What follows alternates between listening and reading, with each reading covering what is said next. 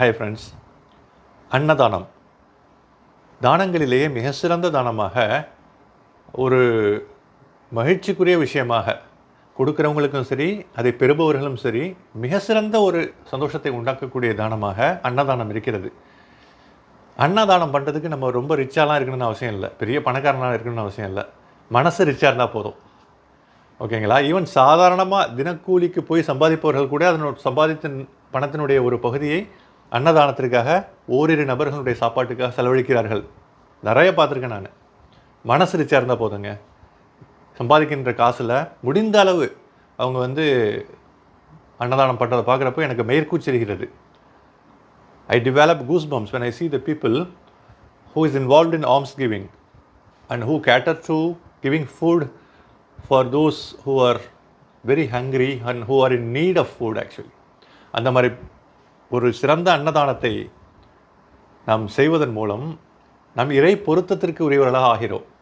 அதாவதுங்க, சாப்பிட்றப்போ நல்லா பசிச்சிருக்காரு, அவங்களுக்கு சாப்பாடு கொடுக்குறோம். அப்போ அவங்களுக்கு ஏற்படுகின்ற மகிழ்ச்சி இருக்குது இல்லைங்களா? உணவு குடலை அடையுது நம்மளுடைய ஸ்டொமக், இறைப்பையை. அப்போ ஏற்படுகின்ற அந்த மகிழ்ச்சி எந்த விதமான மகிழ்ச்சிக்கும் ஒப்பீடு செய்ய முடியாதது. அப்போ இம்மீடியேட்டாக சாப்பிட்றவங்க என்ன நினைப்பாங்க, யார் இந்த உணவை எனக்கு கொடுத்தாங்களோ அவர்களுடைய சிறந்த வாழ்க்கைக்கு அருள் புரிவாயாக இறைவா அப்படின்னு சொல்லிட்டு மனசு ஆட்டோமேட்டிக்காக நேச்சுரலாக இயற்கையாக தோணும். சாப்பிடுபவர்களுடைய பிரார்த்தனைகளுக்கு கேரண்டி தருது இந்த அன்னதானம்.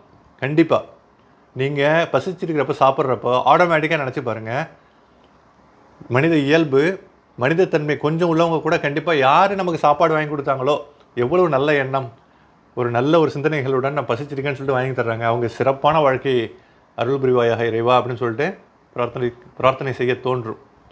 நம்ம எல்லாருமே அன்னதானம் செய்வோங்க.